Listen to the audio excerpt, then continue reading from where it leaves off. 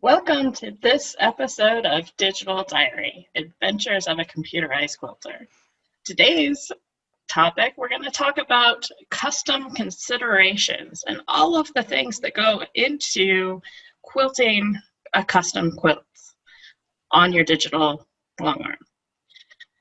And there's lots of considerations to think of other than just what pattern you're going to put and where. So we're going to start off just with a little discussion about levels of custom. Because I know what I consider custom is definitely different than what other people consider custom. And there's different levels. Some people think of semi-custom or heirloom quilting or even full-blown show quilting. So I know when I do just a flat-out custom quilt, I have different pricing structures for different levels of custom. Do I just drop a block in and drop a pattern on the block? Do I do background fills? That sort of thing. Paige, what kind of levels of custom do you have? Well, I have several because I do everything from what I consider semi-custom, and that is either done with point-to-point or that's done with draw pattern, or I set it up in repeat patterns and change boundaries. And that is my lowest custom price. Is that where you make it match the piecing, kind of? It does match the piecing. It does match it exactly.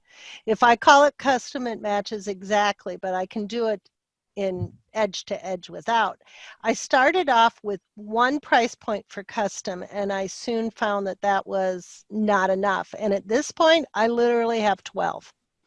And it depends on behind me. That's a show level of custom. More time, more money. I have a waiting list on those.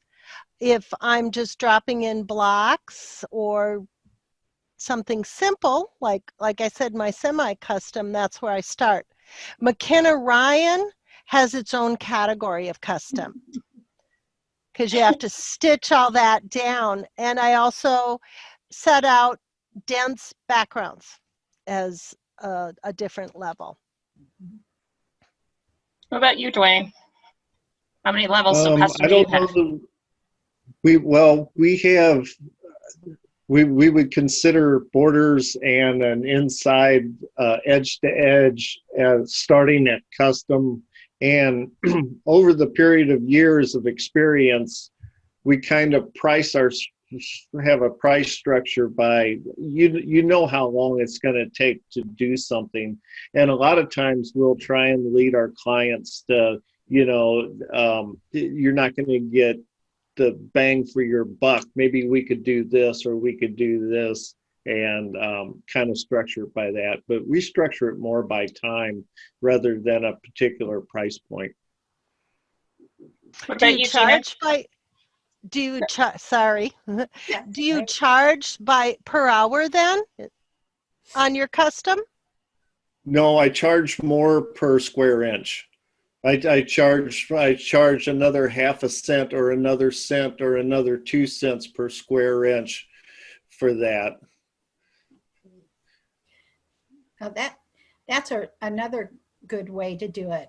I started out doing it differently than I do now. I started out with custom level 1, and I would write a description of what that was.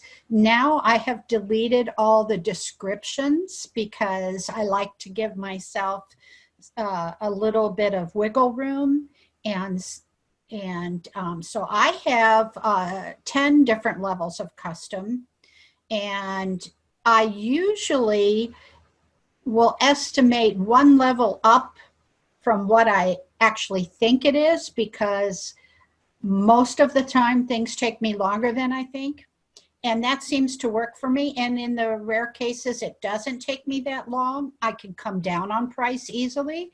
It's just hard. I don't go up, and my customers know that. And so once I give them an estimate, they know it's not going to be higher than, and then it could vary. So you give an estimate, not a final price at the beginning. Right. Okay. Only custom. With edge to edge, I give them a final price. Mm-hmm. I usually give a pretty complete estimate because we talk about what they want. So do they want a semi-custom, or do they want something with stitch in the ditch, hand guided, background fills, things like that. So the price starts reasonable and then it goes up, and a lot of my customers now just choose a price point and say, do whatever you want, and this is the price point I can afford. And depending on my mood, I may put in more than what they're paying for, but never less. Ah, that's an interesting thing. I never thought of that. Mine, they know right up front what it's going to cost. But then I'm the one paying for it in the end if I put in more. Yep. Absolutely, because custom is not necessarily our go-to moneymaker for digital long arms. Usually it takes longer than just hand guiding a custom quilt. Absolutely. And if I go over if I do more than I should have done, if I get really into a quilt and just do more than what the agreed upon amount was, that's okay. But I always tell them, I give them a disclaimer that I did more and I didn't charge you for it because that was the estimate, just so that they don't come back and want the exact same quilt done that way Expect again, it next time. or their friend does. So. Christine, I know you do mostly custom. How do you handle this? Well, most of my custom is full-blown show quilt type custom. That's typically what my customers are expecting. And I've found that I don't like tracking my hours, sitting there accounting for all of the time I put into it, which, because it's a digital, I mean, we're doing a lot of pattern manipulation and a lot of, computer work even before the quilt goes on the machine. And so if I'm going to charge hourly, then I have to track my hours that I put in on the computer behind the scenes, as well as when the quilt's in front of me. So I've mostly, for the most part, I've charged by square inch, and I just keep bumping it up until I get people kind of that would balk and say, yeah, that's too much for me, maybe later. And then I kind of know that I've hit that little sweet spot. Yeah, I call that the go away price. Yeah. But I mean, for me, custom is typically not just finding the right patterns to put in the right places, but also digitizing the patterns to go in the right areas as well. And so that's another level of custom that I typically provide as well. Okay, so should we talk a little bit about stitch order? So if we assume kind of the basic quilt with blocks and borders and sashings, there's kind of a discussion point about what do you stitch first? Do you stitch in the ditch first? Do you do your borders first? Do you do your sashings first? Do you do the whole middle and go back to the edges? So for me, doing that standard typical quilt, I like to get a lot of those borders in first because that keeps everything nice and square and straight. But I'll probably do all the ditch work first to keep it straight first. If I'm not doing ditch work, I like getting the sashings in there to help take up some of the extra little bits and make the blocks a little bit straighter. How do you approach stitch order, Paige? Well, I have a very definite order that we follow here in the shop. For custom, we start with ditching, and I always start on the outside, move in. The borders would come first. With that ditching, I also square my quilts. I usually don't have to do blocking afterwards because I've squared as I go. It does take more time.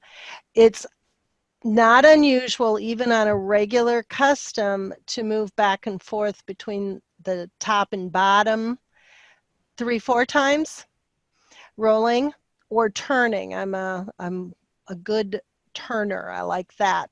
But I start on the outside, move in, start with the open designs, move to the more dense, and finish with the extremely dense background, because that is what's going to distort or shrink the quilt the most. So I'll have everything stabilized first. Well, and that's a good point, is if you do all the ditch work first, it allows you to have that quilt stabilized so you can go back and forth between the top of the quilt and the bottom of the quilt and back and forth. Dwayne, do you do a lot of ditch work first, or what stitch order do you usually stitch out for? I will if I feel like I have to, but I would genuinely, I would prefer to stitch the whole quilt, have a comprehensive plan before I even start, and quilt the whole quilt from the top to bottom. That's my goal, if I feel like I can do that and keep it square and keep it, you know, everything stabilized. But I would prefer to stitch from top to bottom, do all my work as I go down.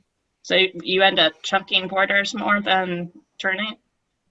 Absolutely. Yeah, I chunk borders almost all the time. Rarely will I turn a quilt unless I just feel like I have to, because I have like a thread color that is you know, just stands out so much that the chunking will stand out too much, you know. Contrasting thread color. And how Dark often red do you on do white. ditch work?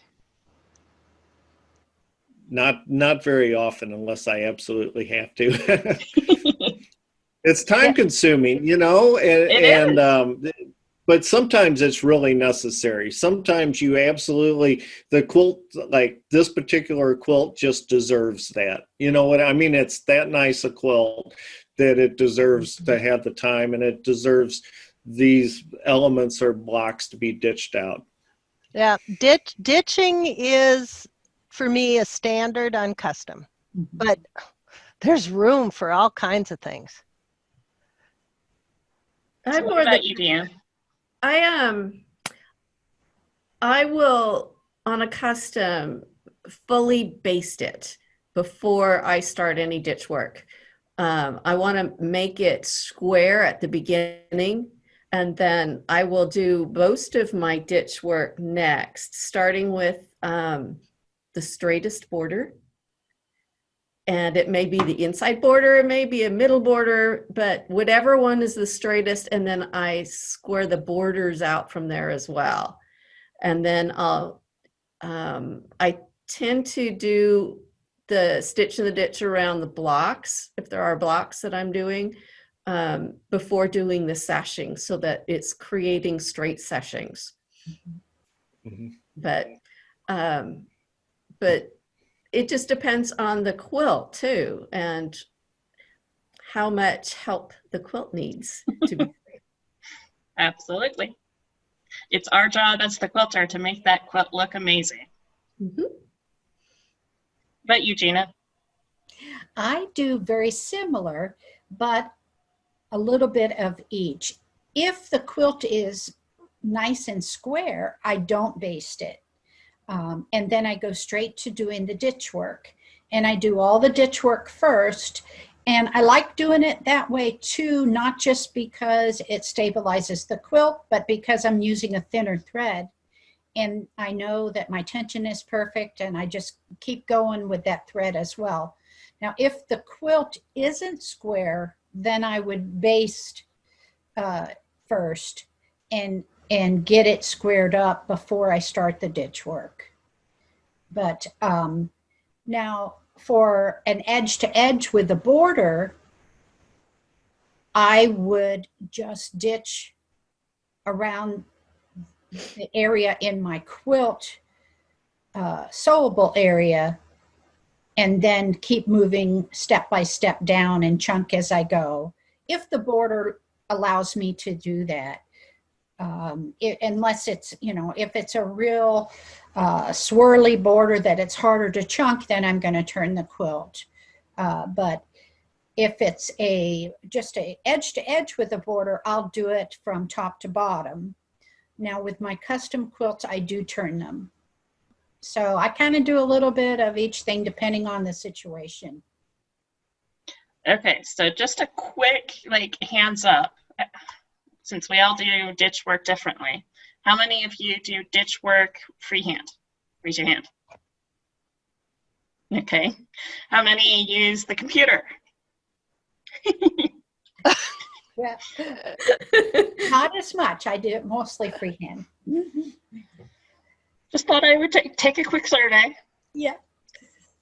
Sometimes it, you know. Okay, I have one. Show of hands. How many people based? Absolutely. Based. Okay. I based with with a bigger stitch length instead of the based function. So I was wavering on my hand. Okay, that's kind of where I was going because, yeah, how do you baste? I don't, but that I'm obviously in the minority. But you use your ditch work as basting, right? For the most part. Stabilization, I Yes. call it. Yes. But I base differently down the sides than I do going across the quilt. If I am basting across the quilt for a custom work, because I'll even have the icons on my tool strip next to each other. I have regulated stitching that I have 4 stitches an inch, and then I have my basting that is at like 2.5 or something like that, so that I can go back and forth between the two of them quickly, depending on whether I'm doing a tight baste on the outside or a really loose baste on the inside. That's that's what I was wondering. Yep. And another thing to add to that is I tend to do a loose or straight stitch on the sides of my quilt instead of basting, and I do it very close to the edge because I don't like when I'm doing an edge to edge and maybe I've walked away a little bit for a minute and the side comes flipping back over. So I like to do it really close to the edge. Okay, so here's another question. Do you reuse your patterns as you go down a quilt, or do you relocate and do brand new patterns and keep the whole entire layout of the custom quilt on your screen? I use relocate, and I usually keep the whole entire quilt on my screen so I know what I've done and what I haven't done, and it's really easy for me to tell if I've missed a spot because it's happened once or twice. But what about you, Gina? Do you reuse your patterns as you go down a custom quilt, or do you relocate? I also will relocate in certain instances, but in quilts where the piecing is, I don't want to say bad, but not as not challenging. Precise. I just start all over because it's just too hard to reuse in those cases. Because I know when I started out, that's how I was taught. Just reuse it. What about you, Deanne? Well, I will usually alter a pattern and save it just to the project so that I can bring in a fresh one for every block or whatever. But at the same time, I may do all blocks in one quilt group and then move to another quilt group and do all the sashings and another one for the borders. And then I can copy and paste and put them into one complete master quilt group. Definitely a great use of those quilt groups. Mm-hmm.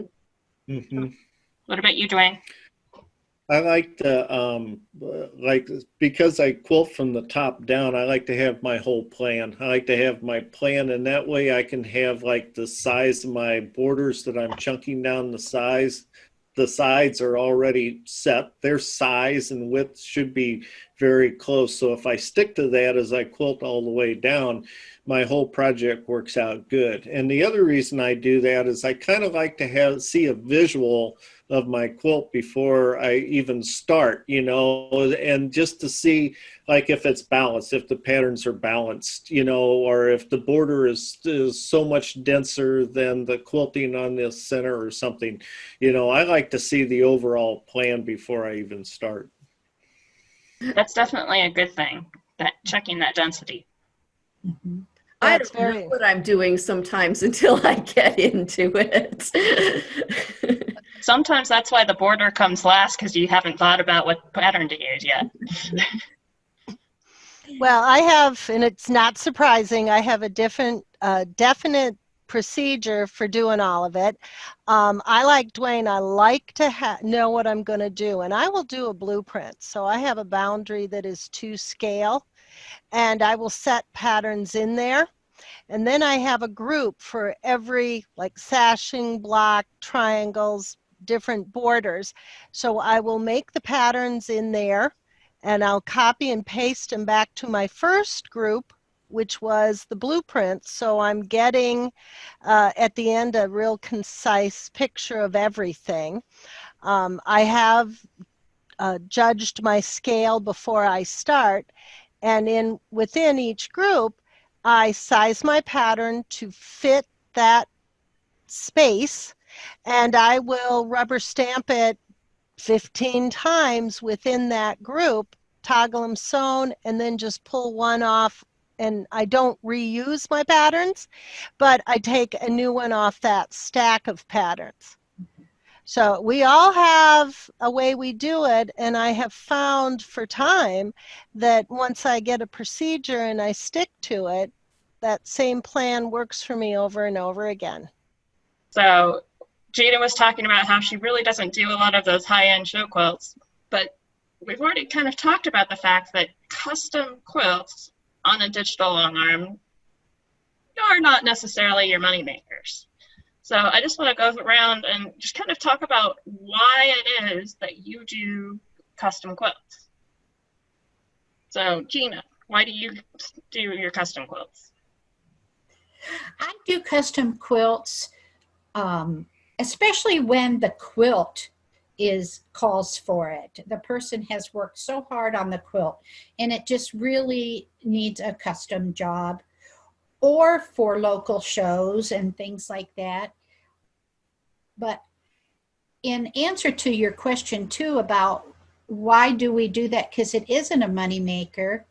Most people think that that's where we earn our money. When I've done talks at guilds, I always have fun asking the question, which does your quilter make more money on, custom jobs or more per hour, custom jobs or edge to edges? And they all say custom.